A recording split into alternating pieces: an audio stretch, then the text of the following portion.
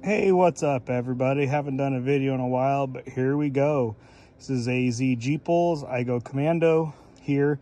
I've had a couple people ask me how I installed my ARB compressor in the back of my Cherokee.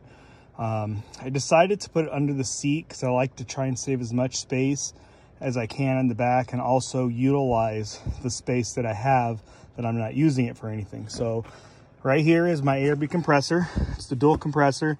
Works great. What I ended up doing is I ended up putting it right here.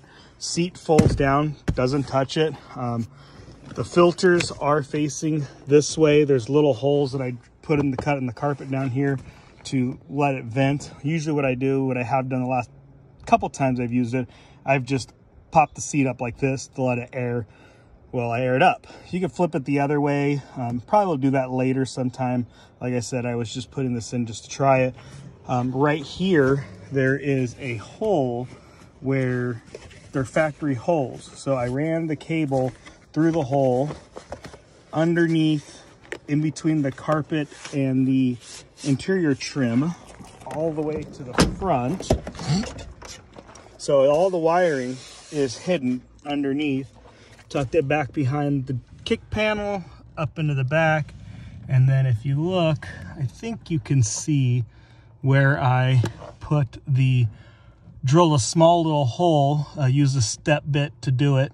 And then I ran because, you know, unlike the JKs and JLs that have a little grommet, if you don't have a manual transmission, these Jeeps do not have anything. So I just drilled a small little hole through into the firewall of the Jeep. And right here you can see where I drilled the hole. And I ran the cables for the compressor through that hole all the way around to the battery, all the way over here. So I did have to extend the cables for it because the cables aren't long enough. If you ran to the passenger side, you could probably do it, but I took about 2 feet, maybe 3 feet, went to AutoZone, bought some, I think it was 4-gauge wire, and extended it back about 4 feet, which gave me just enough room to run the cable all the way, and spliced it in. And it's tucked up in here is where I spliced it in. I had to get, I think it was a 4-gauge power, and then a 2-gauge ground. The ground was thicker. Can't remember off the top of my head, but I did extend those wires a little bit. So you've got 2 positives, 1 ground, and then the remote. So that one was like, I think an 8 or a 10 gauge. So I did extend it about 2.5 feet, maybe 3 feet on each side, each one, all 4 of them, to give me that room to extend it all the way to the back. And then what I did is I had from my JL, I had the steel braided line that I just tucked it up underneath the carpet, ran it all the way to the back, and pulled it over here on the side of the Jeep, a little pocket that's not being used. JCR makes a little cover where you can put a bracket on it and use it like a mole pack, but I decided to put it there. It's tucked away. It's not in the way. I'm probably going to undo it sometime.